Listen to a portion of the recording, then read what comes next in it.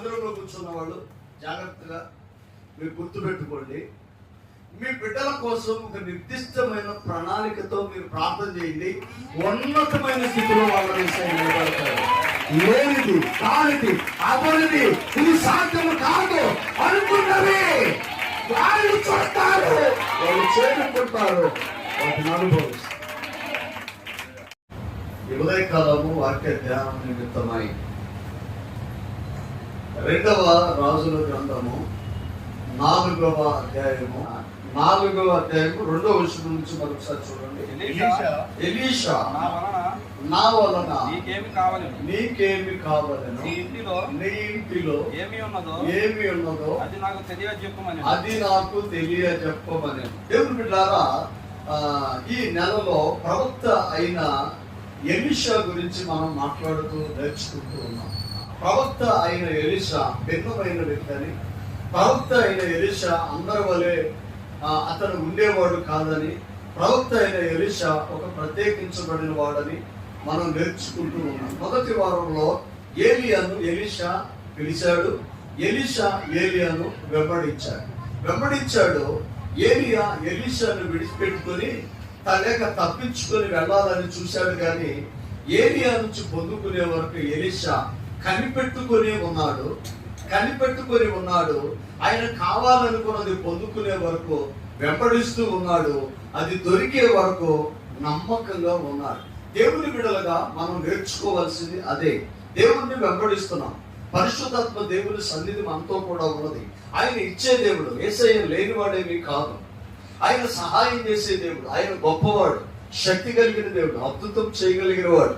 ఆయనతో మనం ఉన్నాం, ఆయనతో మనం నడుస్తున్నాం.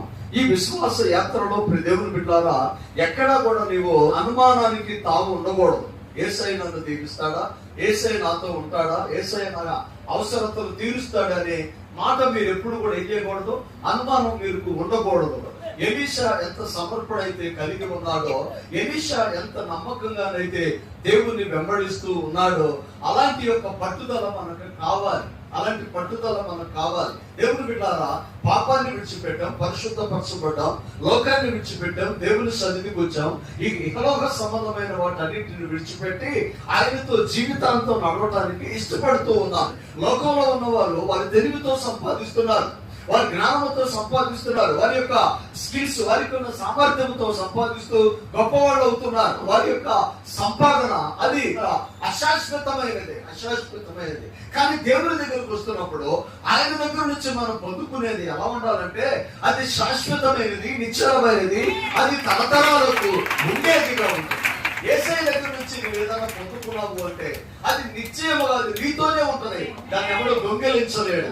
యేసయ్య ఇచ్చేది దొంగలకు దొరకదు, యేసయ్య ఇచ్చేది శత్రువుకు తీసుకోడు, యేసయ్య ఇచ్చేది లేకుండా పోదు, యేసయ్య ఇచ్చేది అది తరతరాలకి ఉంటూనే వస్తుంది. దేవుని బిడ్డలారా, నువ్వు భిన్నంగా ఉంటే, నువ్వు ప్రత్యేకంగా ఉంటే, నువ్వు నలుగురిలో కలవకుండా దేవునికి దగ్గరగా ఉంటే ఒకరోజు దేవుడు నీకు ఇస్తాడు. అనేకులు నిన్ను చూసి నీ తల ఎత్తి దేవుడు నిన్ను నిలబెడతాడు. అద్భుతమైన ఉన్నత శిఖరాల మీద ఆయన నిన్ను ఎక్కించే దేవుడు అయి ఉన్నాడు. దేవుని బిడ్డలారా, గత వారంలో మనం నేర్చుకున్న మాట, ఎలీషా ఒక ఊరు వెళ్ళినప్పుడు ఆ ఊరు ప్రజలు ప్రవక్త దగ్గరికి వచ్చి మాట్లాడుతున్న మాట ఏంటి? అయ్యా, ఈ ఊరు బాగుంది, ఈ ఊరు మంచిదే, కానీ ఏమైపోయిందంటే నీళ్లు చెడిపోయి.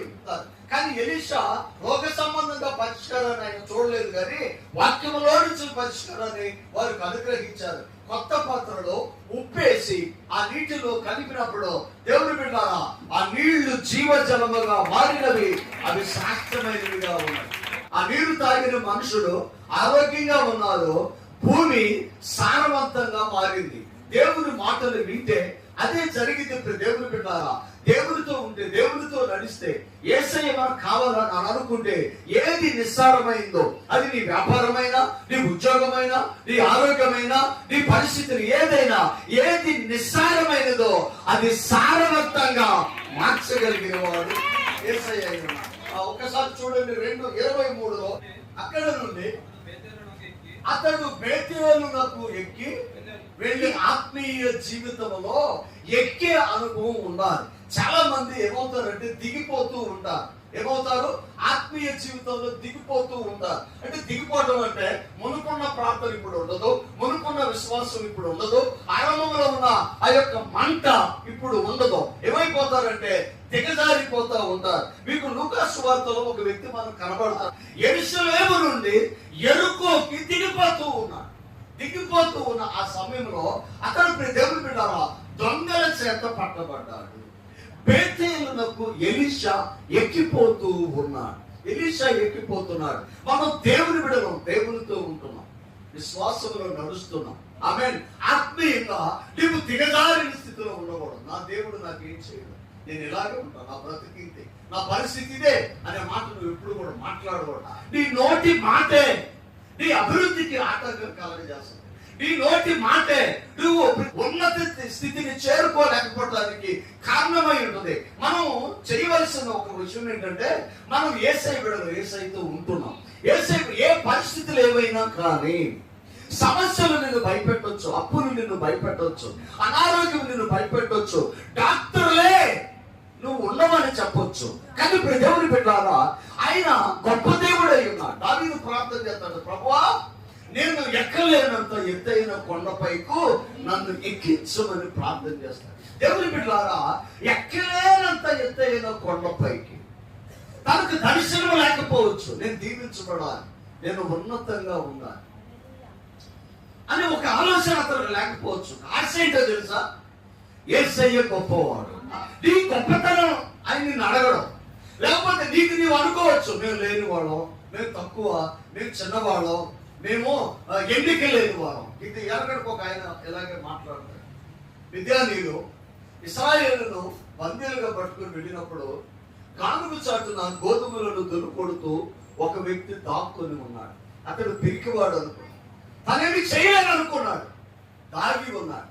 దాగి ఉన్నప్పుడు దేవుని బిడ్డలారా దేవుని దూత లేక దేవుని స్వరము గిద్యోను దగ్గరికి వచ్చింది.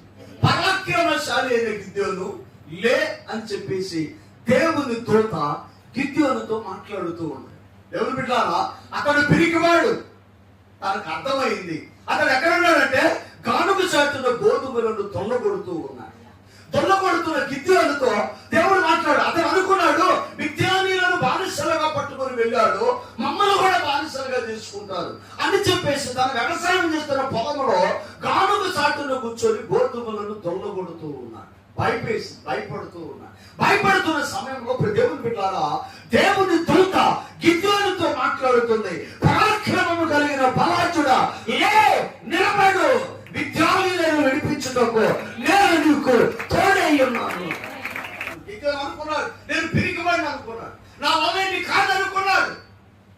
కానీ ఒక పిరికివాడితో, ఒక ఎన్నికలేని వాడితో, ఒక అల్పుడితో దేవునితో మాట్లాడుతుంది. పరాక్రమశాలి అయిన గిద్యోను లెగు అని మాట్లాడుతుంది. ఎప్పుడు కూడా ఆయన విడిచిపెట్టేవాడు కాదే కాదు. దేవుని బిడ్డ విశ్వాసముతో ఉండాలి. విశ్వాసముతో ఉంటే అది బైబిల్ అంటే ఆవగింజ విశ్వాసం అని మాట్లాడుతుంది.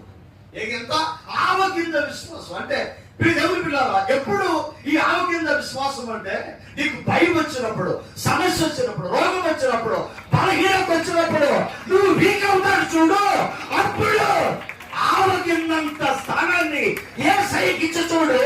ఆయన పూర్తిగా నిన్ను వశపరచుకొని అద్భుతమైన ఆశీర్వాదాలను కలిగి. దేవుని బిడ్డలారా యేసయ్యకు అసాధ్యమైనది ఏదైనా ఉన్నదా అని ఉంటుంది బైబిల్. ఆమేన్, హల్లెలూయా. కలుగును గాక అనే మాట ఒక చిన్న మాటే కనబడుతుంది. పలకబడిన మాటే మూల విత్తనము. నీ నోటితో ఏది పలుకుతావో నీ జీవితంలో దాన్ని నీవు చూస్తావు. పరాక్రమము కలిగిన బలాఢ్యుడు. ఈ మాట చదువుతుంటేనండి పిరికోడు కూడా ధైర్యం వచ్చేస్తుంది. వెంట్రుకలు నిక్కపొడుస్తాయి.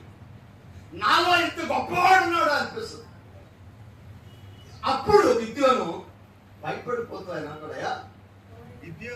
గిద్యోను చిత్తగించు నా ఏలినవాడు యెహోవా మాకు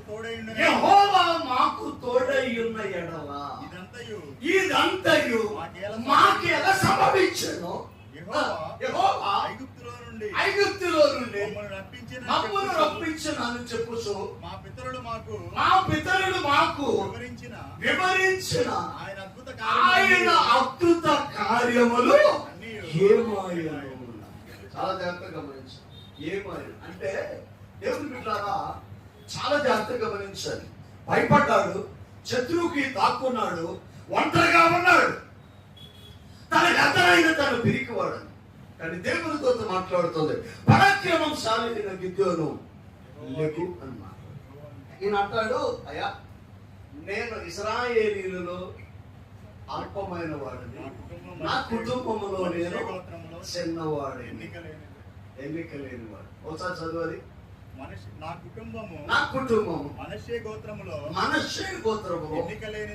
ఎన్నిక లేనిదే నా పితరుల కుటుంబములో నేను కనిష్ఠుడనై ఉన్నాను. అంటే మేము చెప్పుకోవడానికి మా వంశం ఏమీ గొప్పది కాదు, మాకేమి ఘనమైన చరిత్ర లేదు, మేము గొప్పవాళ్ళం ఏమీ కాదు.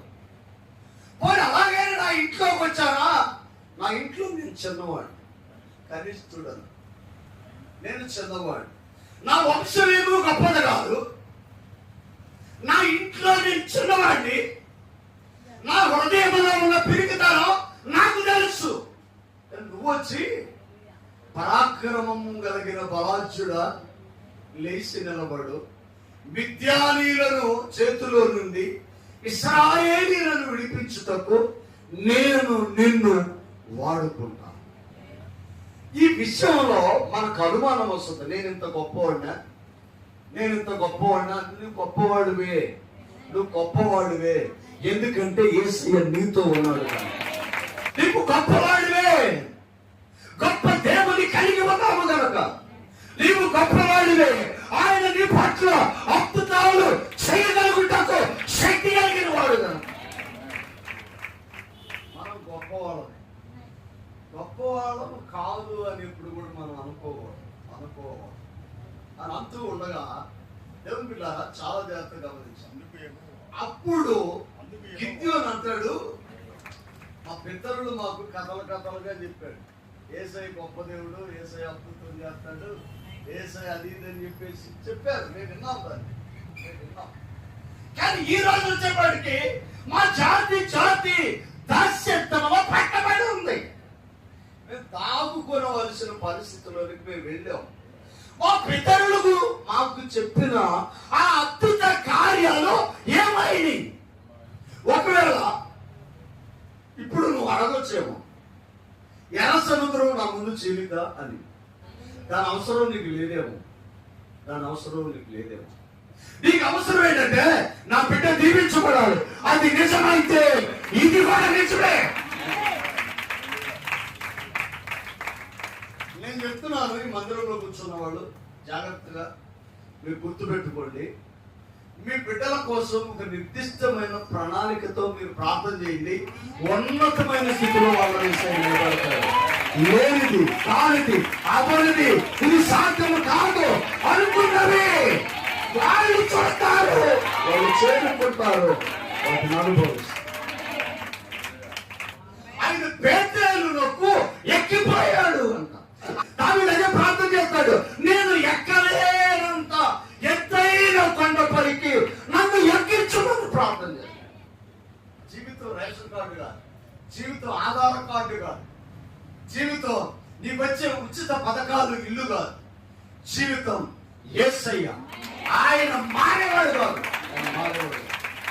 మారని దేవుణ్ణి మనం ఆరాధన చేస్తూ, అందుకే దేవుని బిడ్డారా ఇక్కడ ఉన్న పరిస్థితులన్నీ మారతీ గాని యేసయ్య మారేవాడు కాదు. ఆయన నిత్యము కదలని శిలను కొనవలే. చాలా యేసయ్య ఎలాంటి వాడు అంటే, వాడ నదిలో నుంచి పెడుతూ ఉంది, యాక్సిడెంట్ అయి మునిగిపోయి దాదాపుగా అందులో ఉన్న 100 మంది చనిపోయారు. ఒక పాప బతికి. ఆ విమానము, ఆ హెలికాప్టర్లు వచ్చి ఆ సముద్రంలో వెతుకుతున్న సమయంలో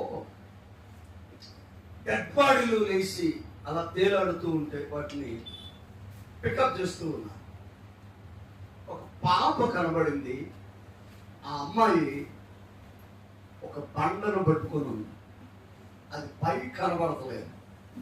తను ఈదుతూ ఉండగా అది దొరికింది. తను ఆ అమ్మాయిని సేవ్ చేసి బయటకు తీసుకొచ్చి పత్రికా సమావేశంలో ఆ అమ్మాయిని అడుగుతున్నారు. సముద్రం మధ్యలో ఉన్నాం, ఈత వచ్చిన వాళ్ళు ఉన్నారు, గొప్పవాళ్ళు ఉన్నారు. సముద్రంలో ఆ నావ నడుపుతున్న కెప్టెన్తో సహా చనిపోయారు. అసలు ఎవరు లేదు. నువ్వు ఎలా బతికావు?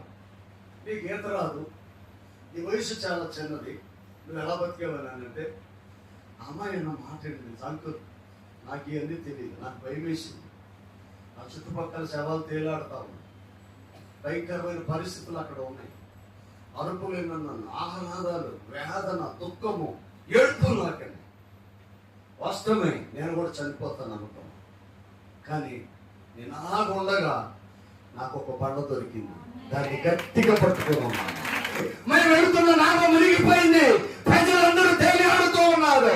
కానీ నాకు దొరికిన బండ కదలలేదు కనుకనే నేను దాన్ని పట్టుకొని సజీవంగా స్థిరంగా ఉన్నానన్న. ఆయన కదలనివాడు, ఆయన దొరికితే, ఆయన పట్టుకుంటే జీవితంలో ఏది అడ్డవచ్చిన విడిచిపెట్టదో, చివరి వరకు కొనసాగు. అద్భుతమైన మేలు నీకు దొరికి. వెళ్తున్నాడు.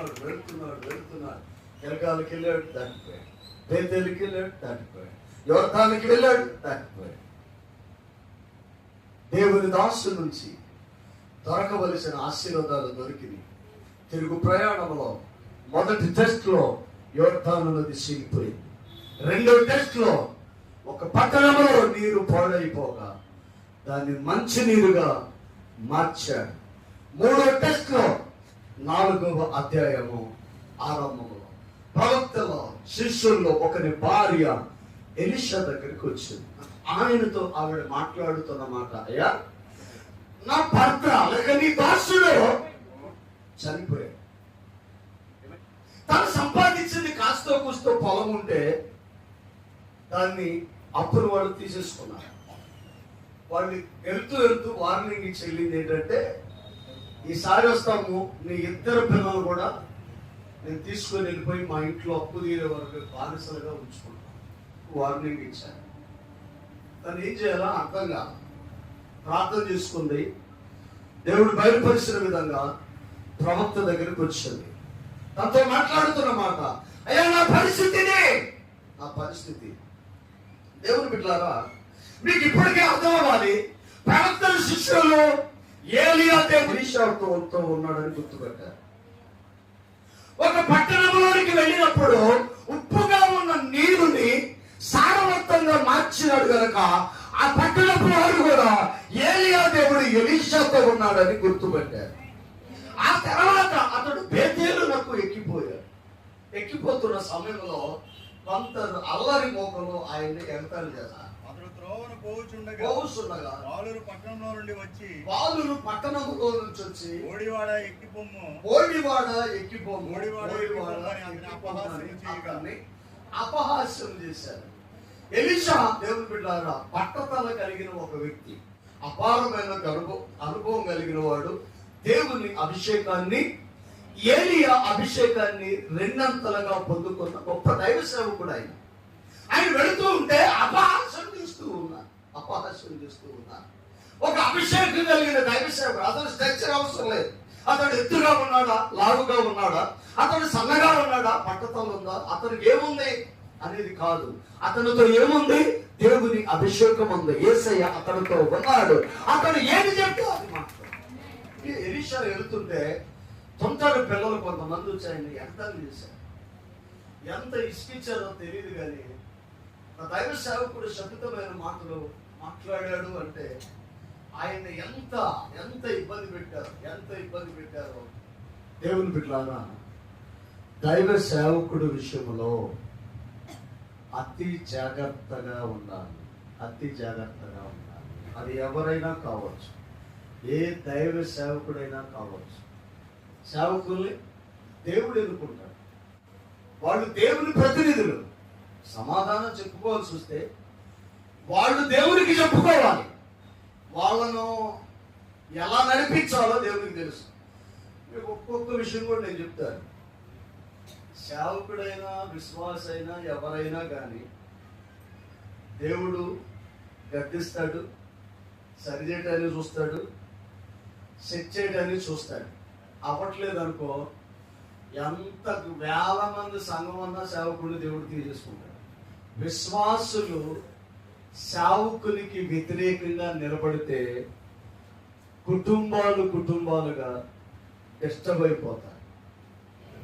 సేవకుని విషయంలో, సేవా విషయంలో మన పాత్ర మీరు చేయాల్సింది ప్రార్థన అవసరతలు చెప్పటం, ప్రార్థన చేయటం, దేవుడు దీవెనలు పొందుకోవడం. అంతకు మించి వేరే సెకండ్ ఆప్షన్ మనకు అవసరం లేదు. విశ్వాసంతో నిలబడటం. మనం ఏసై పెట్టాం, ఏసై దగ్గర నుంచి పొందుకునేలాగా. మీరు నన్ను విసిగించవచ్చు, టైగర్ నాకు అది కావాలి ఇది కావాలని విసిగించవచ్చు, నయోమి గారు లాగా అలా విసిగించవచ్చు. పిల్లలు కావాలని విసిగించండి, ఇల్లు కావాలని విసిగించవచ్చు అని ఎన్ని, లేకపోతే మారు మనసు కావాలి, బాప్తిసం తీసుకోవాలని. తీసుకోలేని వాళ్ళు ఉన్నారు కదా, సీనియర్ పోస్టులు ఉన్నారు కొంతమంది. అలా దగ్గర నుంచి ఇసుకించాలి. బాప్తిసం కావాలని ఇసుకించాలి, పిల్లలు కావాలని, ఇల్లు కావాలని, దీవెన కావాలని, అభివృద్ధి కావాలని, ఆశీర్వాదం కావాలి, మారు మనసు కావాలని, పెళ్లిళ్ళు కావాలని, 10th క్లాస్ పాస్ అవ్వాలని, దీవించబడాలని, బ్లడ్ రావాలని, బలం రావాలని, మోకాళ్ళు ఎప్పుడు పోవాలని ఇసుకించవచ్చు. ప్రాబ్లం ఏం లేదు, అది నాకు ఇష్టమే. కానీ వేరే రకంగా మాత్రం ఇబ్బంది పెట్టవద్దు. ఇంతవరకు ఎవరిని నా నోటితో ఏ విషయాలాగా నేను శపించలేదు. అలాంటి రోజులు నాకు రాకుండా ఉండును గాక. మనం పరిశుద్ధ దేవుని బిడ్డలం, యేసయ్య బిడ్డలం. ఆయన అభిషేకం అంతా అలాగే మాట్లాడాలి. మరి ఒక దైవ సేవకుడు అంత క్లారిటీగా, అంత ఓర్పు కలిగి ఉండాలి. యేసు ప్రభువును మనకు రోల్ మోడల్. ఆయన గడ్డాన్ని పీకి ముఖం మీద పూసి, నిన్ను లాగిన వారెవరో, నీ ముఖం మీద ఉమ్మిన వారెవరో ప్రవశించమన్నప్పుడు ఆయన చెప్పొచ్చు. ఆయన గెత్సేమనే తోటలో అరెస్ట్ చేసినప్పుడు, పేతురు మలుకు అనేవాడు చెవు నరికినప్పుడు వాళ్ళను శపించవచ్చు. మీరేం చేస్తున్నారో మీరు ఎరుగరు కనుక మీరు క్షమించున్నారు. సపోర్ట్లు కొడుతూ దేవుడు.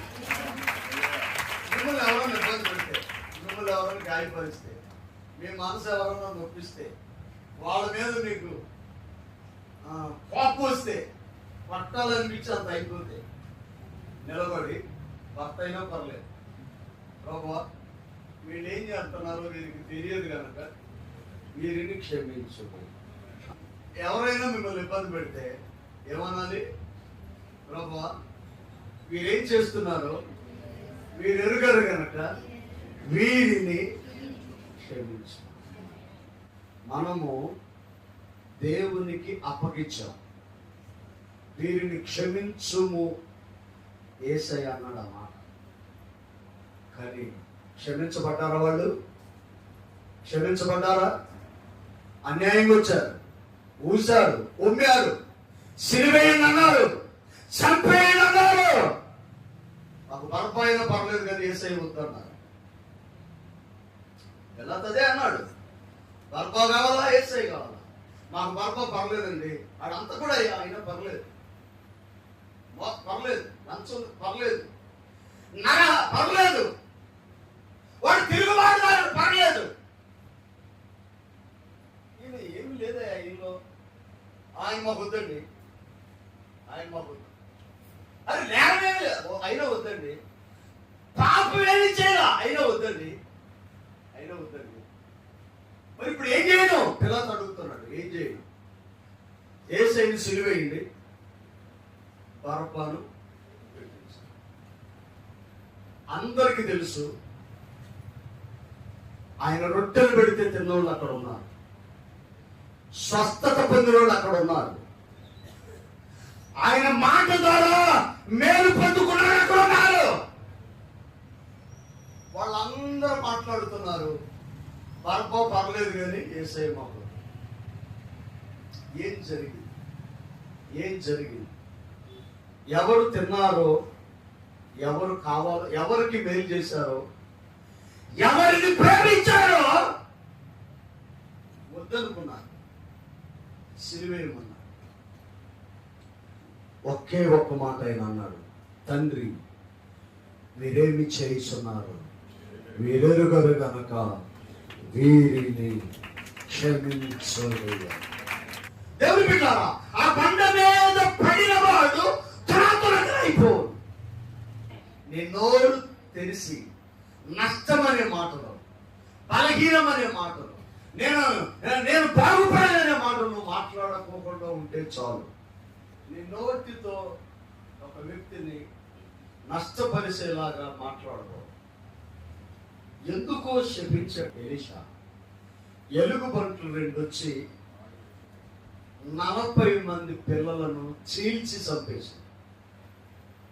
ఈ మాట చదువుతుంటే నాకు భయం వేసింది. దేవా, దైవజనుడి నోట నుంచి వచ్చే మాటకు ఎంత శక్తి ఉందా అనిపించింది. ఒక్కోసారి అండి నేను దీవించబడతాను అని నువ్వు మాట్లాడుకోవాలి.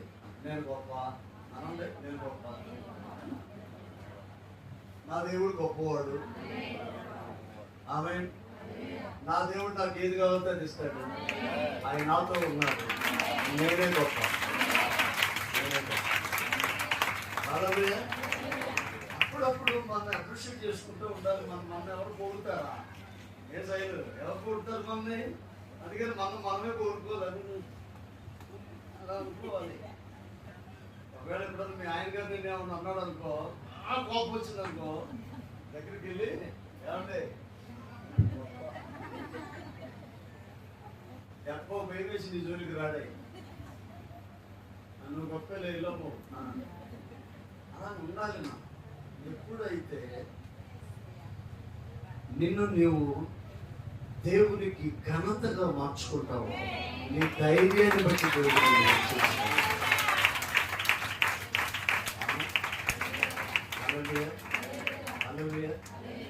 ఎలీషా ఏమన్నా ఎరగదీశాడా? ఎరగదీలా, నమ్మకంగా ఎంబడిచ్చాడు. యేసయ్య దగ్గరకు వచ్చి ఏమి చేయని అవసరం. మనం ఏమనుకుంటాం, నన్ను చాలా మంది అడుగుతారు, ఏం చేయాలి? ఎక్కాలా, దిగాల, మునగాల, లాగాల, పీకాల, అసలు ఏం చేయాలి అయ్యారు అంటుంటారు. నువ్వేం చేయాలి? రుచి కూర్చొని వాక్యం మీద వాక్యం నీ జీవితంలో కార్యం చేయటం మొదలుపెట్టింది. నువ్వు బలహీనంగా ఉంటే బలం ఇస్తుంది, నువ్వు అప్పులో ఉంటే సమృద్ధి ఇస్తుంది, నువ్వు రోగిగా ఉంటే స్వస్థతనిస్తుంది, నువ్వు అసమాధానం సమాధానం ఇస్తుంది, నువ్వు నష్టపోయితే ఆశీర్వాదాలు. గెలిచిన అనుభవం, గెలిచిన అనుభవం, ఓడిపోయిన అనుభవం ఎలా ఉంటుంది కదా, మనకు తెలుసు కదా. ఎప్పుడు ఓడిపోతూనే ఉంటాం. ఒకసారి గెలిస్తే ఎలా ఉంటుంది అనుభవం? విశ్వాసులు అలా ఉండాలి. ఇప్పుడు ఎగ్జామ్లో పాస్ అయ్యామండి, సబ్జెక్టులు అన్నీ ఏమైంది? పాస్ అయ్యాం. పాస్ అవ్వటం కాదు, పాస్ అవ్వటం కామన్, వెరీ కామన్. పాస్ అయ్యాం, పాస్ అయితేనే ఆగమ్మా. 90, 98, 99 వస్తే అప్పుడు ఎలా ఉంటుంది? పాస్ అయ్యా, ఏమలే, ఎన్ని మార్కులు వచ్చినాయి? స్కోర్ ఎంత? 95 వచ్చినాయి. ఏదో అంటే 95 నిజం, ఏదో వచ్చింది అంటాం, కానీ లోపల ఏముంటుంది? ఆమె నేనంటే ఏమనుకున్నావు అన్నట్టుగా ఉంటుంది. దేవుని బిడ్డలు కూడా అలాగే ఉండాలి. నేనంటే ఏమనుకున్నావు? నిలబడండి. ఇలాంటి దేవుడు ఈ లోకానికి లేడు. ఇలాంటి మాటలు మాట్లాడే ధైర్యం లోకానికి లేదు. మనకు దేవుడు ఇచ్చాడు, మనకు దేవుడు ఇచ్చాడు. విశ్వాసంతో నిలబడు. నీ నష్టము కూడా ఆశీర్వాదం గురించి మాట్లాడు, నీ రోగంలో స్వస్థత గురించి మాట్లాడు, నీ లేమిలో సమృద్ధి గురించి మాట్లాడు, నీ పంటల ధరలో సమాధానం గురించి మాట్లాడు, నీ యొక్క రోగంలో స్వస్థత గురించి మాట్లాడు. అద్భుతమైన రీతిలో దేవుడు నిలబడు. అతడు బేతేలునకు ఎక్కిపోయాడు. ఎక్కేటప్పుడు ఇలా ఉంచుకుంది, ఎక్కేటప్పుడు ఎలాగా? తల ఎత్తుకొని విశ్వాసి ఎక్కేలాగా దిగేవాడి పరిస్థితి ఏమైంది? దొంగలు వచ్చి కొట్టి గాయపరిచి త్రోవ పక్కన పడేసి వెళ్ళిపోయాడు. యెరూషలేము నుంచి యెరికోకి దిగి రావటం, తల వంచుకుని రావాలి. అదే యెరికో నుంచి యెరూషలేములోకి వెళ్ళాలి అంటే తల ఎత్తుకుని అలా ఇశ్రాయేలును స్వాధీనపరచుకోవడానికి బయలుదేరిన రాజుల్లో పరాక్రమము కలిగిన రాజులు చాలా మంది ఉన్నారు. అందులో అలంబి అనే ఒక ముస్లిం రాజు యెరూషలేమును స్వాధీనపరచుకోవడానికి యెరూషలేము గుమ్మము దగ్గరికి వెళ్ళారు. గోల్డెన్ ద్వారము గుండా అతను ప్రవేశించవలసి వచ్చింది. అప్పుడు దేవుని బిడ్డలారా, ఎక్కడో తన ఎన్నులో వణుకు పుట్టడం మొదలుపెట్టింది. అలంబి అనే రాజు దేవుని బిడ్డలారా గుర్రాన్ని దిగి ఆయనకు గుర్తొచ్చింది, ఈ దారిలో వచ్చే నా యేసయ్య గాడిద మీద లోపలికి వెళ్ళాడు. తను తాను రిక్తునిగా మార్చుకున్నాడు, తప్పించుకున్నాడు. ఆయన గొప్పవాడు, ఈ లోకానికి దేవుడు. ఆయన వెళుతున్న గుమ్మంలో నుంచి నేను వెళ్ళవలసి వస్తుంది, నేను రాజునైతే అవ్వచ్చు అని చెప్పేసి భయమేసి గుర్రాన్ని దిగి చెప్పులు చేత పట్టుకొని మోకరించి ప్రార్థన చేసుకొని నడుచుకుంటూ యెరూషలేములోనికి ప్రవేశించాడు. దేవుని బిడ్డ, యేసయ్య దగ్గర నువ్వు తల వంచు, లోకంలో నీ తల ఎత్తేలాగా చేస్తాడు, ఉన్నతంగా ఉంచుతాడు, అద్భుతంగా దీవిస్తాడు, మేలుతో నింపుతాడు. నీ తల ఎత్తుకొని నింపేవాడు. శ్వాస జీవితంలో నమ్మకంగా ఉన్నాను. ఎలీషా వలె రెండంతల దీవులు మీకు ఇస్తాడు. తల వంచండి. ప్రార్థన. ప్రేమ కలిగిన దేవా, సత్య స్వరూపి, కృపా సమృద్ధినిచ్చువాడా, నీకు మహిమ. అధైర్యాన్ని తీసివేయి దేవా. మేము కనులమని, గొప్పవారమని, మా తల ఎత్తుటకు శక్తి కలిగిన దేవుడు అని, నాకు నీ ఉన్నావని మాతో మీరు మాట్లాడారు దేవా. నిజమే, అతడు బేతేలునకు ఎక్కిపోయాను అన్నమాట. శిఖరాలను అధిరోహించే మానసిక ధైర్యాన్ని మీరు మాకు అనుగ్రహించారు. మాలో ఉన్న పిరికి ఆత్మను తీసివేయి. ఇక్కడ ఉన్న ప్రతి బిడ్డను దీవించున్నాను. యేసు పరిశుద్ధ నామం అడిగి వేడుకొనుచున్నాము తండ్రి.